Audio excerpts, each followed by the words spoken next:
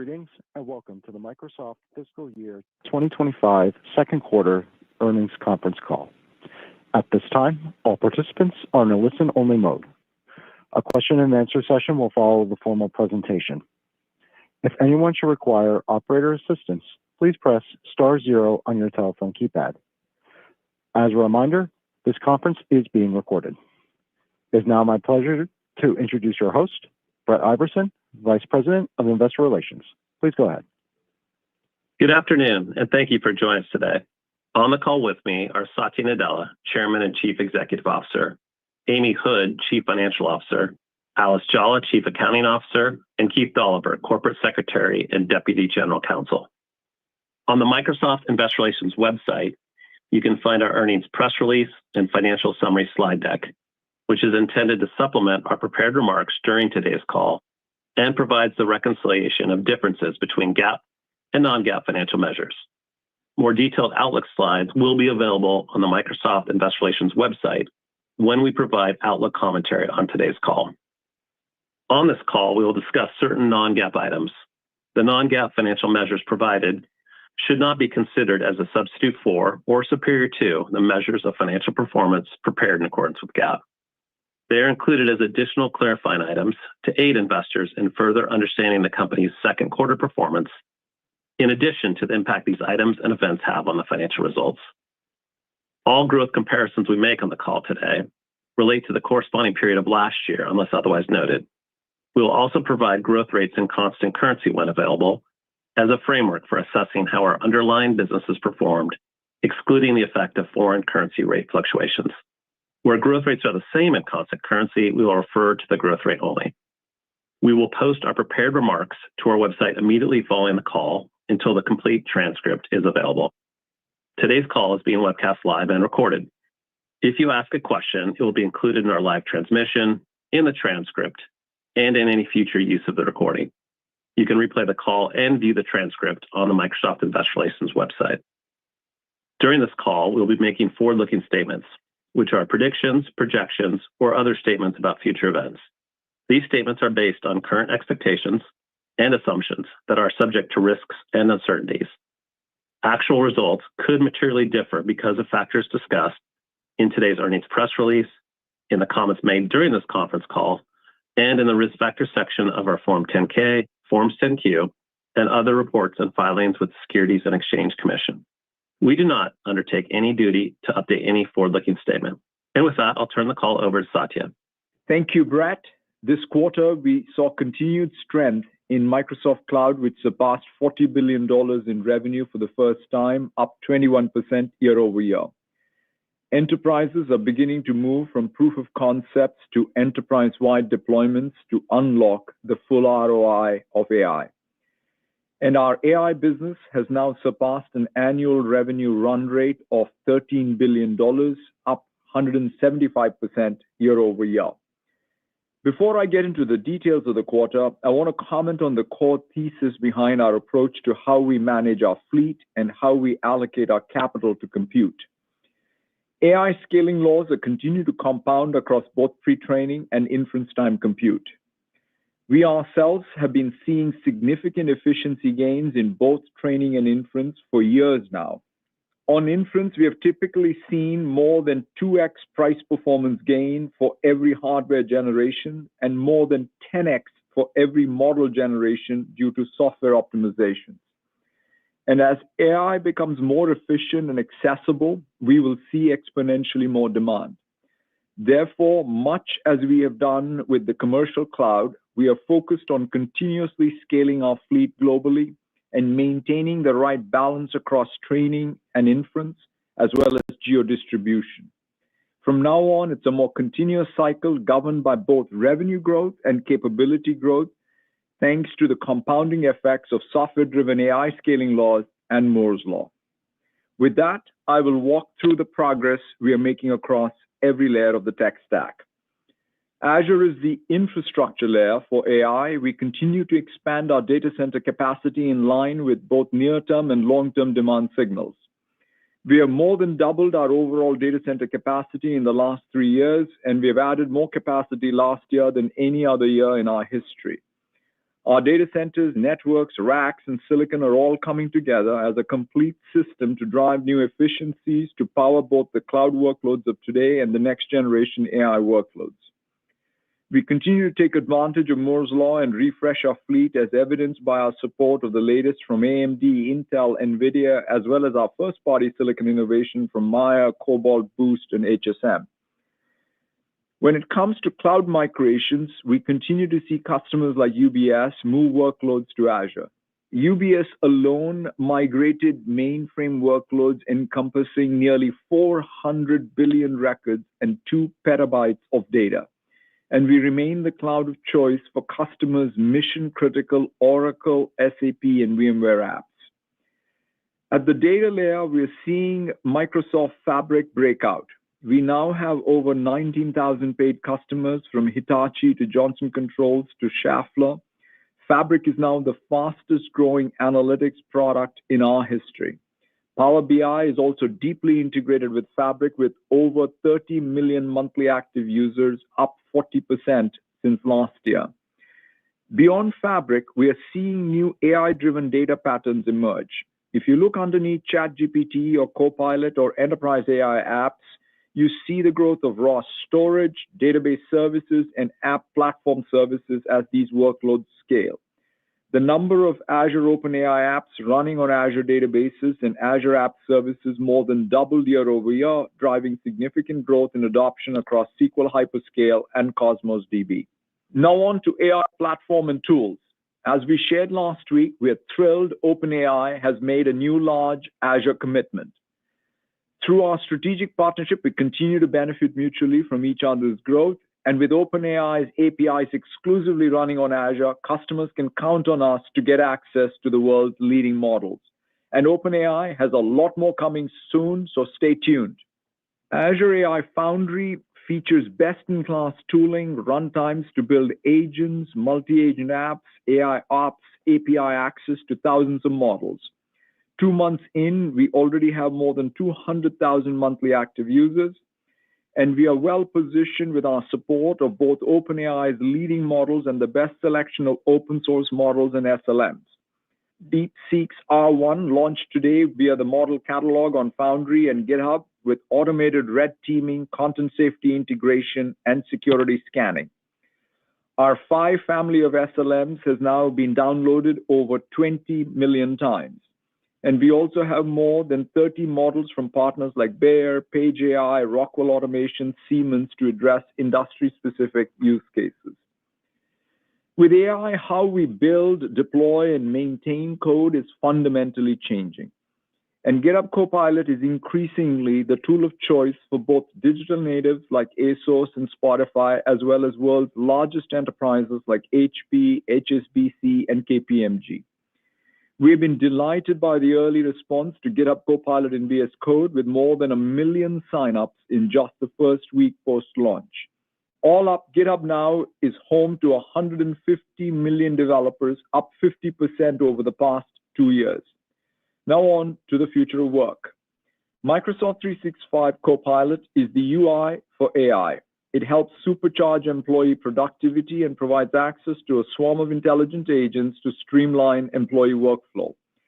We are seeing accelerated customer adoption across all deal sizes as we win new Microsoft 365 Copilot customers and see the majority of existing enterprise customers come back to purchase more seats. When you look at customers who purchased Copilot during the first quarter of availability, they have expanded their seats collectively by more than 10x over the past 18 months. To share just one example, Novartis has added thousands of seats each quarter over the past year and now have 40,000 seats. Barclays, Carrier Group, Pearson, and University of Miami all purchased 10,000 or more seats this quarter. And overall, the number of people who use Copilot daily again more than doubled quarter over quarter. Employees are also engaging with Copilot more than ever. Usage intensity increased more than 60% quarter over quarter. And we are expanding our TAM with Copilot Chat, which was announced earlier this month.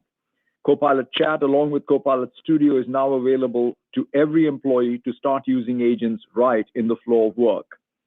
With Copilot Studio, we are making it as simple to build an agent as it is to create an Excel spreadsheet. More than 160,000 organizations have already used Copilot Studio, and they collectively created more than 400,000 custom agents in the last 3 months alone, up over 2x quarter over quarter.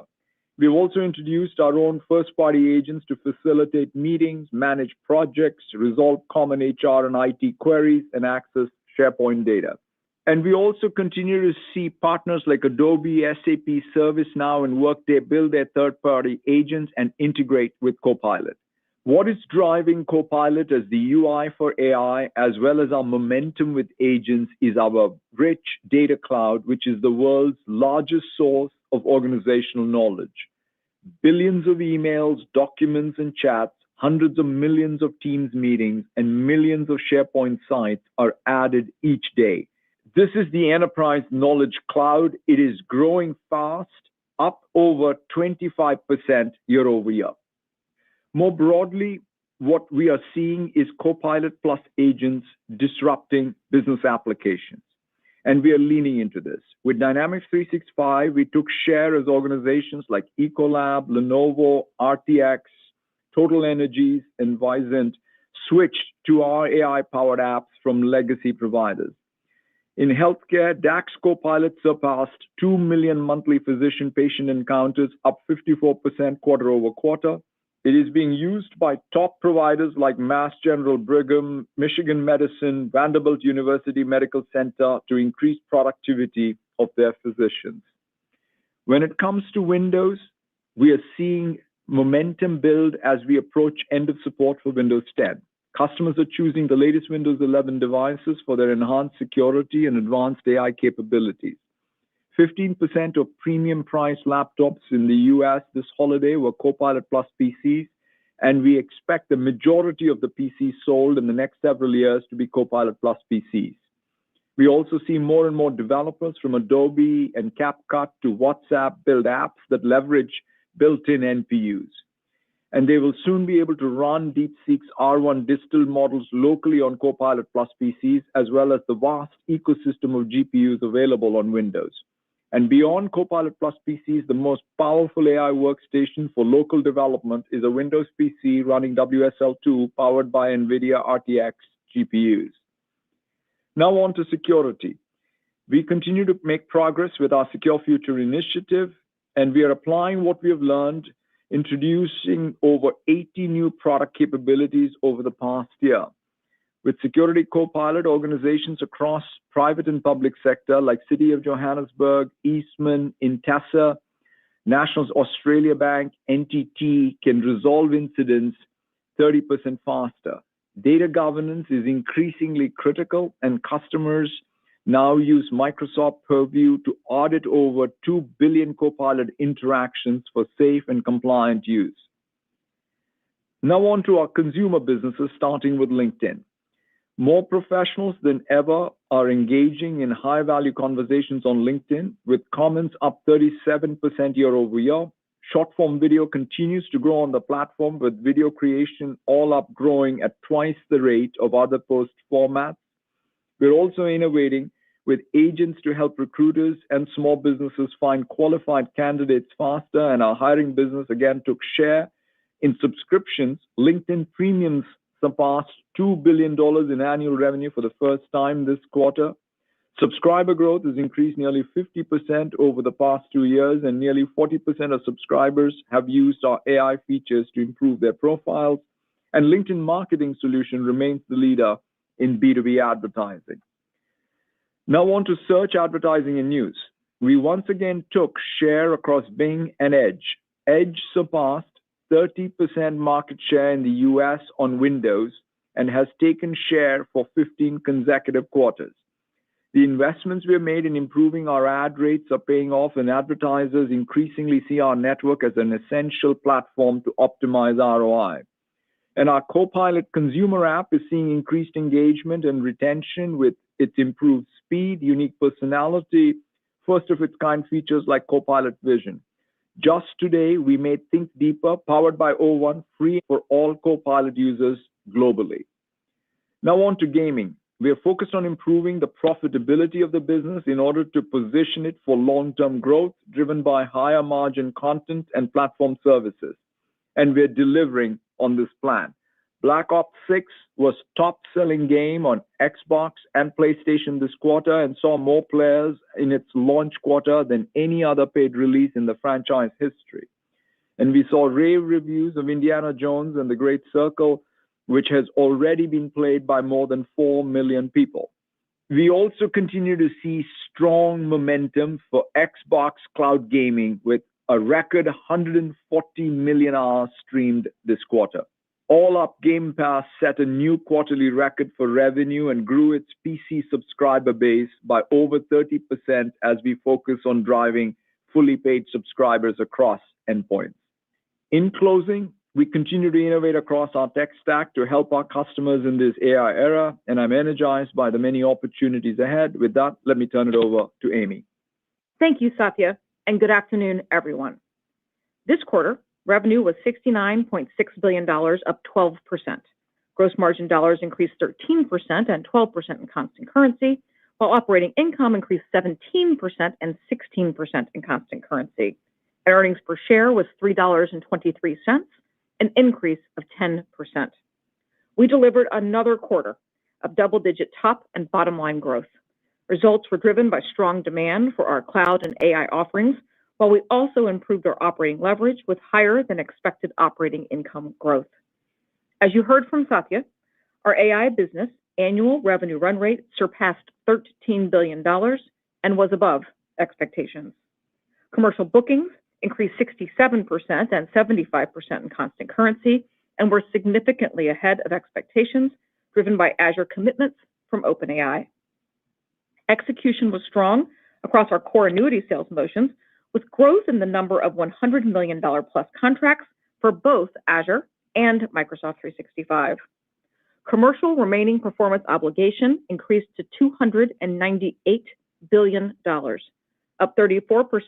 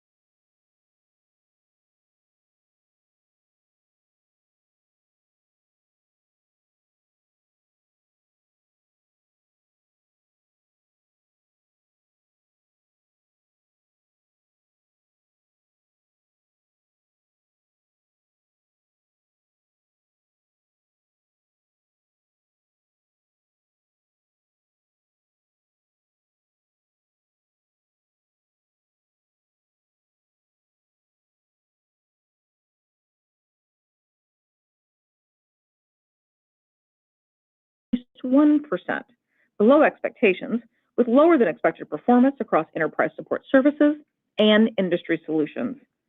Segment gross margin dollars increased 12% and 13% in constant currency, and gross margin percentage decreased 4 points year over year, driven by scaling our AI infrastructure. Operating expenses increased 10%, and operating income grew 14%. Now to more personal computing. Revenue was $14.7 billion, relatively unchanged year over year, with better than expected results driven primarily by Windows OEM pre-builds, usage from a third-party partnership in search, as well as Call of Duty launch performance in gaming. Windows OEM and devices revenue increased 4% year over year, ahead of expectations, driven by commercial inventory builds in advance of Windows 10 end support, as well as uncertainty around tariffs. Search and news advertising revenue ex-TAC increased 21% and 20% in constant currency, ahead of expectations, driven by usage from a third-party partnership. Growth continues to be driven by rate expansion and healthy volume growth in both Edge and Bing. And in gaming, revenue decreased 7% and 8% in constant currency, as content and services growth continued to be offset by hardware declines. Xbox content and services revenue increased 2%, ahead of expectations, driven by stronger than expected performance in Blizzard and Activision content, including Call of Duty. Segment gross margin dollars increased 13% and 12% in constant currency. Gross margin percentage increased 6 points year over year, driven by sales mix shift to higher margin businesses, as well as strong execution on margin improvement in gaming and search. Operating expenses decreased 1%. Operating income increased 32% and 30% in constant currency, driven by continued prioritization of higher margin opportunities. Now back to total company results. Capital expenditures, including finance leases, were $22.6 billion, in line with expectations, and cash paid for PP&E was $15.8 billion. More than half of our cloud and AI-related spend was on long-lived assets that will support monetization over the next 15 years and beyond. The remaining cloud and AI spend was primarily for servers, both CPUs and GPUs, to serve customers based on demand signals, including our customer contracted backlog. Cash flow from operations was $22.3 billion, up 18%, driven by strong cloud billings and collections, partially offset by higher supplier, employee, and tax payments. Free cash flow was $6.5 billion, down 29% year over year, reflecting the capital expenditures noted earlier. This quarter, other income expense was negative $2.3 billion, lower than our October guidance due to the impairment charge from our cruise investment.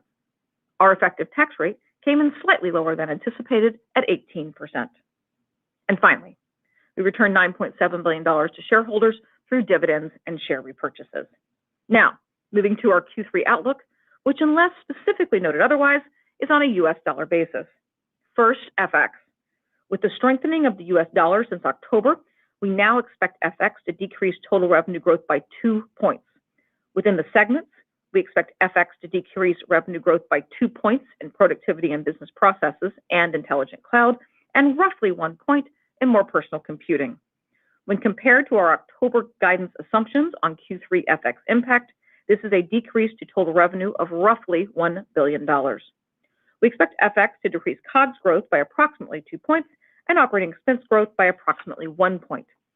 Our outlook has many of the trends we saw in Q2 continue through Q3. Demand for our differentiated cloud and AI offerings across the Microsoft Cloud should drive another quarter of strong growth. In commercial bookings, with a relatively flat expiry base and a strong prior year comparable in terms of large Azure contracts, we expect growth to be roughly flat year over year. We expect consistent execution across our core annuity sales motions and continued long-term commitments to our platform. As a reminder, larger long-term Azure contracts, which are more unpredictable in their timing, can drive increased quarterly volatility in our bookings growth rate. Microsoft Cloud gross margin percentage should be roughly 69%, down year over year, driven by the impact of scaling our AI infrastructure. Next, to segment guidance. In productivity and business processes, we expect revenue to grow between 11 and 12% in constant currency, or $29.4 to $29.7 billion US dollars. Microsoft 365 commercial cloud revenue growth should be between 14 and 15% in constant currency, relatively stable compared to our better than expected Q2 results. We expect continued ARPU growth through E5 and M365 Copilot, and we again expect some seat growth moderation given the size of the installed base. For M365 commercial products, we expect revenue to be relatively unchanged year over year. As a reminder, M365 commercial products include Windows Commercial on-premises components of M365 suites. So, our quarterly revenue growth can have variability primarily from in-period revenue recognition, depending on the mix of contracts. M365 consumer cloud revenue growth should be in the mid to high single digits, driven by M365 subscriptions. For LinkedIn, we expect revenue growth in the low to mid single digits. Although we expect growth across all businesses, the Q2 trends in talent solutions should continue in Q3 as a headwind to growth. And in Dynamics 365, we expect revenue growth to be in the mid-teens, driven by continued growth across all workloads. For Intelligent Cloud, we expect revenue to grow between 19 and 20% in constant currency, or $25.9 to $26.2 billion US dollars. Revenue will continue to be driven by Azure, which, as a reminder, can have quarterly variability primarily from in-period revenue recognition, depending on the mix of contracts. In Azure, we expect Q3 revenue growth to be between 31 and 32% in constant currency, driven by strong demand for our portfolio of services. As we shared in October, the contribution from our AI services will grow from increased AI capacity coming online. In non-AI services, healthy growth continues, although we expect ongoing impact through H2 as we work to address the execution challenges noted earlier. And while we expect to be AI capacity constrained in Q3, by the end of FY25, we should be roughly in line with near-term demand given our significant capital investments. In our on-premises server business, we expect revenue to decline in the mid-single digits, driven by a decrease in transactional purchasing. And in enterprise and partner services, we expect revenue growth to be in the low to mid-single digits. In more personal computing, we expect revenue to be $12.4 to $12.8 billion US dollars, with continued prioritization of higher margin opportunities. Windows OEM and devices revenue should decline in the low to mid-single digits. We expect revenue from Windows OEM to be relatively flat year over year, as our outlook assumes inventory levels will normalize. Actual results may differ based on current tariff uncertainties. Devices revenue will decline. Search and news advertising ex-TAC revenue growth should be in the mid-teens, from continued growth in both volume and revenue per search, with share gains across Edge and Bing. Growth is expected to moderate from last quarter, primarily due to additional FX impact, and as the third-party partnership usage noted earlier, returns to more normal levels. Search ex-TAC growth will be higher than overall search and news advertising revenue growth, which we expect to be in the mid to high single digits. And in gaming, we expect revenue growth to be in the low single digits. We expect Xbox content and services revenue growth to be in the low to mid-single digits, driven by first-party content as well as Xbox Game Pass. Hardware revenue will decline year over year. Now back to company guidance. We expect COGS to grow between 19 and 20% in constant currency, or to be between $21.65 to $21.85 billion US dollars, and operating expense to grow between 5 and 6% in constant currency, or to be between $16.4 and $16.5 billion US dollars. Other income and expense is expected to be roughly negative $1 billion, primarily driven by investments accounted for under the equity method. As a reminder, we do not recognize mark-to-market gains or losses on equity method investments. And lastly, we expect our Q3 effective tax rate to be approximately 18%. Now, some additional thoughts on the rest of the fiscal year and beyond. First, FX. With the strengthening of the US dollar since October, we now expect FX to decrease Q4 revenue and COGS growth by more than 1 point and operating expense growth by roughly 1 point. Next, capital expenditures. We expect quarterly spend in Q3 and Q4 to remain at similar levels as our Q2 spend. In FY26, we expect to continue investing against strong demand signals, including customer contracted backlog we need to deliver against across the entirety of our Microsoft Cloud. However, the growth rate will be lower than FY25, and the mix of spend will begin to shift back to short-lived assets, which are more correlated to revenue growth. As a reminder, our long-lived infrastructure investments are fungible, enabling us to remain agile as we meet customer demand globally across our Microsoft Cloud, including AI workloads. As always, there can be quarterly spend variability from cloud infrastructure buildouts and the timing of delivery of finance leases. For the full fiscal year, we continue to expect double-digit revenue and operating income growth as we focus on delivering efficiencies across both COGS and operating expense. And given the operating leverage that we've delivered throughout the year, inclusive of efficiency gains as we scale our AI infrastructure and utilize our own AI solutions, we now expect FY25 operating margins to be up slightly year over year. And finally, our FY25 full-year effective tax rate should be between 18 and 19%. In closing, we are committed to delivering real-world AI solutions that help customers grow and improve their results. We are confident in our leadership position as we grow with our customers. Before turning to Q&A, I have one special thank you. Brett Iverson is moving to a new role here as the head of our Americas Sales Finance team. On behalf of the company, thank you for your tremendous impact leading investor relations for the past 4 years, and for the partnership with both Satya and me. And I'd like to welcome Jonathan Nielsen, the former head of finance for our security products, who is returning to investor relations to lead the team. With that, let's go to Q&A, Brett. Thanks, Amy. We'll now move over to Q&A. Out of respect for others on the call, we request that participants please only ask one question. Operator, can you please repeat your instructions? Thank you. Ladies and gentlemen, if you would like to ask a question, please press star 1 on your telephone keypad, and a confirmation tone will indicate your line is in the question queue. You may press star 2 if you would like to remove your question from the queue. For participants using speaker equipment, it may be necessary to pick up your handset before pressing the star keys. And our first question comes from the line of Keith Weiss with Morgan Stanley. Please proceed. Excellent. Thank you guys for taking the question. And echoing Amy's comments, Brett, congratulations on the new role. It's been a pleasure working with you, and best of luck in that new role. Looking at the quarter, another really solid quarter when it comes to commercial bookings. But again, we were a little bit disappointed on Azure coming in at the bottom end of the guidance range. Amy, I was hoping you could dig into perhaps what some of those execution issues were, what the resolution to those issues were.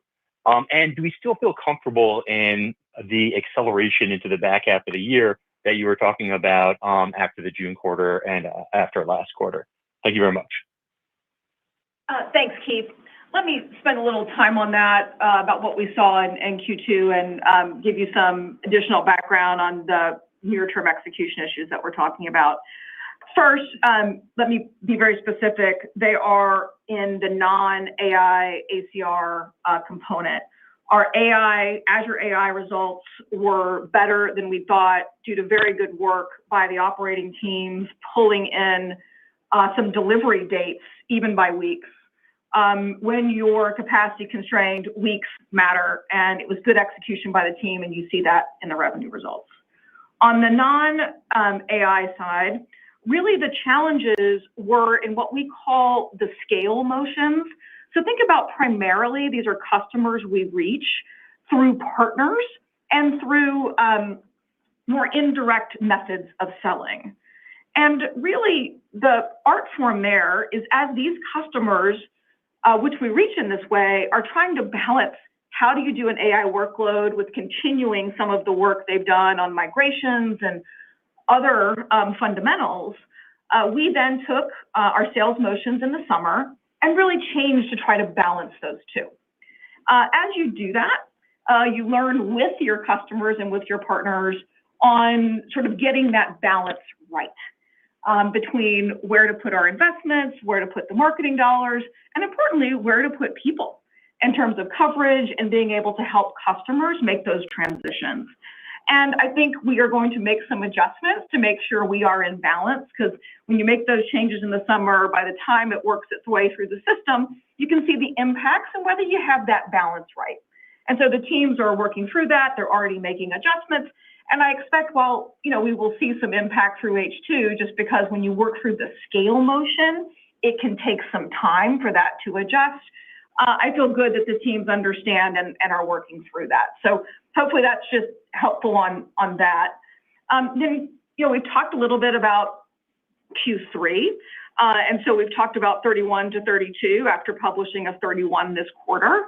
Our AI results that we had felt good about and talked about our ability to land that revenue is the same. So again, in Q3, we are working from a pretty constrained capacity place. And that's no different than it was our expectation to be in that position last October when I talked to you all. And when I talk about being in a capacity constraint, it takes two things. You have to have space, which I generally call long-lived assets, right? That's the infrastructure and the land, and then you have to have kits. We're continuing, and you've seen that's why our spend has pivoted this way, to be in the long-lived investment. We have been short power and space. And so as you see those investments land that we've made over the past 3 years, we get closer to that balance by the end of this year. And so the confidence on the AI side continues to be there in terms of being able to sell, utilize, and be, I think, encouraged by the signals. What we're seeing is waiting to see just how the non-AI ACR works through the scale motions in H2. But in general, the only thing that's changed is really that scale motion from my seat, Keith. Hope that's helpful. Satya. Yeah, I think, Amy, just one thing I'd add, Keith, to your question is, as Amy said, the AI growth rate is actually better than what we expected. Yeah. And, we worked through some of the supply stuff, and more importantly, some of the workloads are scaling well. And when you look underneath any of these AI workloads, the other thing that is good is the ratio of even what we would call just regular storage, data services, app services. So underneath a ChatGPT or a Copilot or even these emerging AI workloads in the enterprise. So that's all good. The enterprise workloads, whether it's SAP or whether it's VMware migrations, what have you, that's also in good shape. And it's just the scale place where Amy talked about this nuance, right? How do you really tweak the incentives, go to market? At a time of platform shifts, you kind of want to make sure you lean into even the new design wins, and you just don't keep doing the stuff that you did in the previous generation. And that's the art form Amy was referencing to make sure you get the right balance. But let me put it this way. You would rather win the new than just protect the past. And that's sort of one of the things that we definitely will lean into always. Thanks, Keith. Operator, next question, please. The next question comes from the line of Mark Moerdler with Bernstein Research. Please proceed.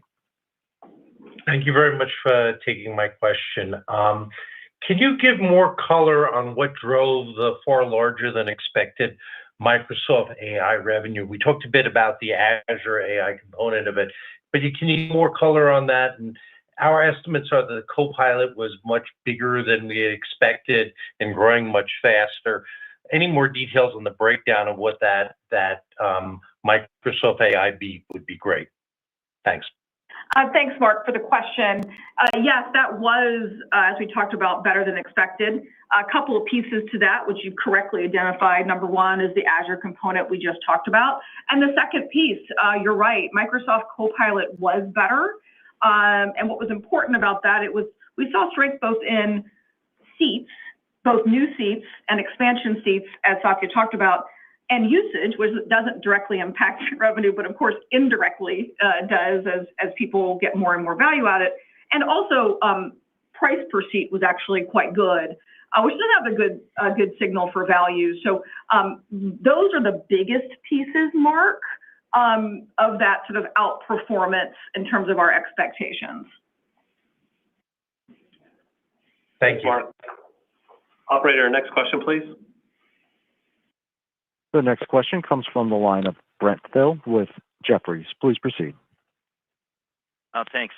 Satya, you mentioned DeepSeek a couple times in your prepared remarks. I think everyone would love your thoughts on what you're seeing there. And are we seeing AI scale now at lower cost? Are we reaching a mark where you can see that, or do we still have some time to go? Thanks for your thoughts on this. Yeah, thanks, Brent. So yeah, in my remarks, I talked about how in some sense, what's happening with AI is no different than what was happening with the regular compute cycle. Right? It's always about bending the curve and then putting more points up the curve. So there's Moore's law that's working and hyperdrive. Then on top of that, there is the AI scaling laws, both the pre-training and the inference time compute that compound, and that's all software. You should think of what I said in my remarks, which we've observed for a while, which is 10x on improvements per cycle just because of all the software optimizations on inference, and so that's what you see. And then to that, I think DeepSeek has had some real innovations, and that is some of the things that even OpenAI found in '01, and so we are going to obviously now that all gets commoditized and it's going to get broadly used, and the big beneficiaries of any software cycle like that is the customers, right? Because at the end of the day, if you think about it, right, what was the big lesson learned from client server to cloud? More people bought servers, except it was called cloud. And so when token prices fall, inference computing prices fall, that means people can consume more, and there'll be more apps written. And it's interesting to see that when I reference these models that are pretty powerful, it's unimaginable to think that here we are in sort of beginning of 25, where on the PC you can run a model that required pretty massive cloud infrastructure. So that type of optimizations means AI will be much more ubiquitous, and so therefore for a hyperscaler like us, a PC platform provider like us, this is all good news as far as I'm concerned. Thank you. Thanks, Brett. Operator, next question, please. The next question comes from the line of Karl Keirstead with UBS. Please proceed. Thank you. Maybe this one as well for Satya, and it's also away from the numbers. But Satya, I wanted to ask you about the Stargate news and the announced changes in the OpenAI relationship last week. It seems that most of your investors have interpreted this as Microsoft for sure remaining very committed to OpenAI's success, but electing to take more of a backseat in terms of funding OpenAI's future training CapEx needs. I was hoping you might frame your strategic decision here around Stargate, and Amy, whether there's any takeaway for investors from that decision in terms of how you're thinking about CapEx needs over the next several years. Thank you. Yeah, no, thanks for the question. So we remain very happy with the partnership with OpenAI, and as you saw, they've committed in a big way to Azure, and even in the bookings, what we recognize is just the first tranche of it. And so you'll see, given the role we have, more benefits of that even into the future. And obviously, their success is our success because of even all the other commercial arrangements that we detailed out in the blog that we put out, even commensurate with that announcement. But to your overall point, the thing that I would say is we are building a pretty fungible fleet, right? We're making sure that there's the right balance between training and inference. It's geo-distributed. We are working super hard on all the software optimizations, right? I mean, just not the software optimizations that come because of what DeepSeek has done, but all the work we have done to, for example, reduce the prices of GPT models, over the years in partnership with OpenAI. In fact, we did a lot of the work on the inference optimizations on it, and that's been key to driving, right? One of the key things to note in AI is you just don't launch the frontier model, but if it's too expensive to serve, it's no good, right? It won't generate any demand. So you've got to have that optimization so that inferencing costs are coming down and they can be consumed broadly. And so that's the fleet physics we are managing. And also remember, you don't want to buy too much of anything at one time because the Moore's law every year is going to give you 2x, your optimization is going to give you 10x. You want to continuously upgrade the fleet, modernize the fleet, age the fleet, and at the end of the day, have the right ratio of monetization and demand-driven, monetization to what you think of as the training expense. So I feel very good about the investment we are making, and it's fungible, and it just allows us to scale more long-term business. And maybe, Karl, just to reiterate a little of the comments that I made on CapEx, because I think it's helpful to ground a bit more in what Satya is saying a fungible fleet means. We have, and I think we talked about it close to $300 billion of RPO. That is committed customer contracts that need to be delivered on. And the faster we can do that and the more efficiently we can do that, the better off we are, not just the OpenAI partnership, which is a piece of that, but with the entire platform that we need to deliver for our customers. And I think the other thing that's sometimes missing is when we say fungible, we mean not just the primary use, which we've always talked about, which is inference, but there is some training, post-training, which is a key component. And then there's just running the commercial cloud, which at every layer under every modern AI app that's going to be built will be required. It'll be required to be distributed, and it'll be required to be global. And all of those things are really important because it then means you're the most efficient. And so the investment you see us making CapEx, you're right, the front end has been this sort of infrastructure build that lets us really catch up, not just on the AI infrastructure we needed. Think about that as the building itself, data centers, but also some of the catch up we needed to do on the commercial cloud side. And then you'll see the pivot to more CPU and GPU. And that pivot will more directly correlate to revenue. And it'll be contracted either with the partnership that you asked about with OpenAI or with others. And so I do think the way I want everyone to internalize it is that the CapEx growth is going through that cycle pivot, which is far more correlated to customer contract delivery, no matter who the end customer is. Thank you. Thanks, Carl. Operator, next question, please. And the next question comes from the line of Brad Zelnick with Deutsche Bank. Please proceed. Thank you very much for taking my question, and I'll echo my congrats and gratitude to Brett as well. Satya, as we think about Microsoft's very rich Copilot portfolio, now having been in market for over a year with the products and precision only getting better and the cost of inference coming down, how do you think about the journey from here and perhaps the ability to package and evolve the go-to-market to address the broadest range of customers and customer requirements out there? Thanks. No, thanks, Brad, for the question. In fact, you saw us make two announcements recently. One is on the M365 Copilot side, we now have Copilot Chat. So this is now going to be broadly deployed across the entire install base effectively, because you can go have this now turned on by IT, and everybody can start using web-grounded chat with all the enterprise controls right away. And it has Copilot Studio built in, and so that means they can start building agents. So we think of that plus the full Copilot as a good combination that I think will accelerate, quite frankly, in terms of just seat usage and agent building and what have you. So that's sort of one. And the other thing is you also see even on the consumer side, we just yesterday launched O1, or the Think Harder feature on Copilot now that's powered by O1. It's available globally, right? So you can see the benefits of inference optimization, and the cost coming down means you can drive more ubiquity of what were features that once were sort of premium tier, and that's all definitely something that we will do across, right? The same thing is happening in GitHub Copilot, same thing in Security Copilot. So across the length and breadth of our portfolio, you'll see that. Thank you. Thanks, Brad. Operator, next question, please.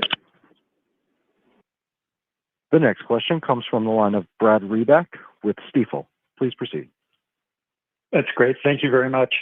Satya, if you look out several years, any sense of what % of inference done on Azure will be done on proprietary models versus open models?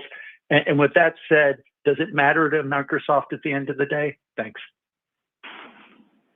Yeah, it's a good question, because at some level, what you're seeing is effectively lots of models that get used in any application, right? When you look underneath even a Copilot or a GitHub Copilot or what have you, you already see lots of many different models. That you build models, you fine-tune models, you distill models.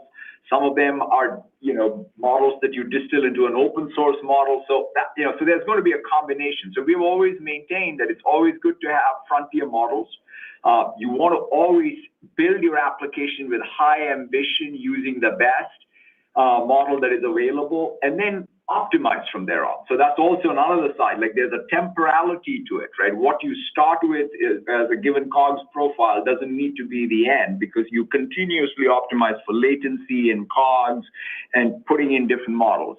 And in fact, all that complexity, by the way, has to be managed by a new app server. So one of the things that we are investing heavily on is Foundry, because from an app developer perspective, you kind of want to keep pace with this flurry of models that are coming in, and you want to have an evergreen way for your application to benefit from all that innovation.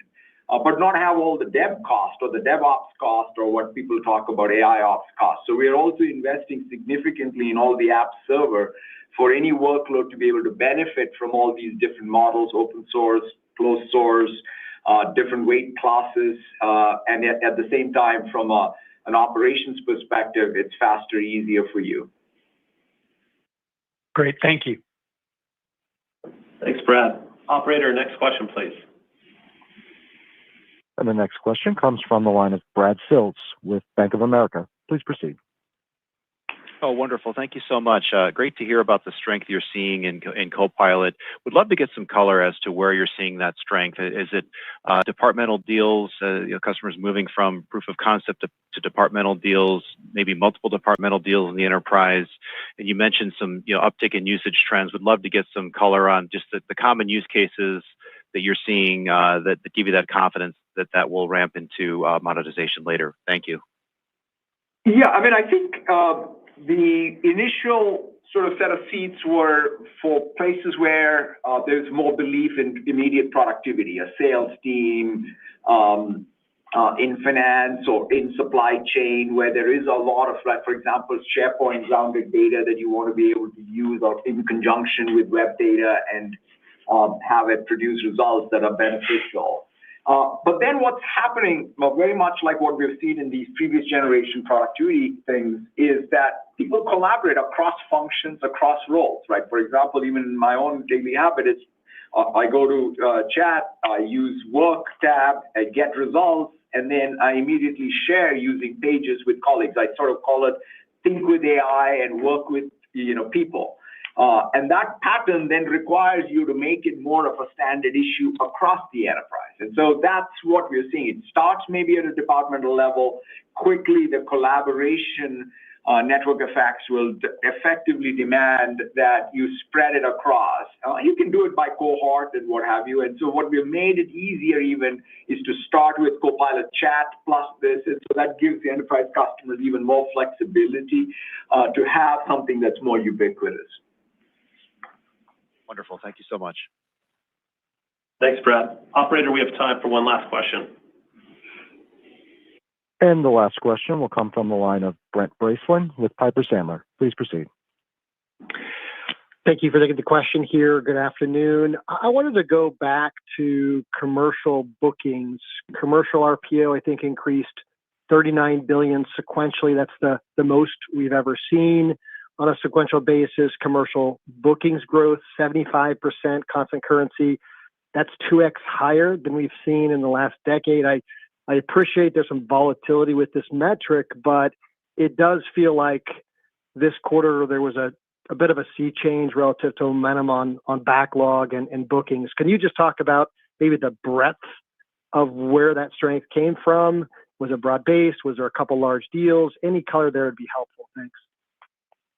Thanks, Brent. It's a great question.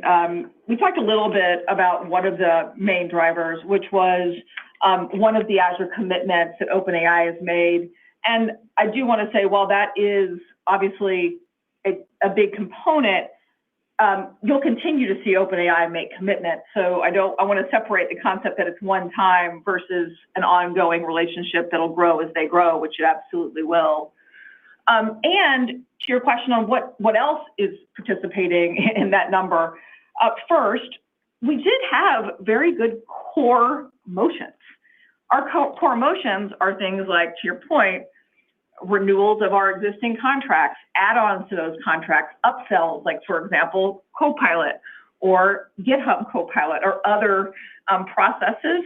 And I think that's important. We also had a good E5 quarter, which when we talk a lot about M365 Copilot, I sometimes forget to also talk about suite momentum. And we saw that as well this quarter, which we felt very good about.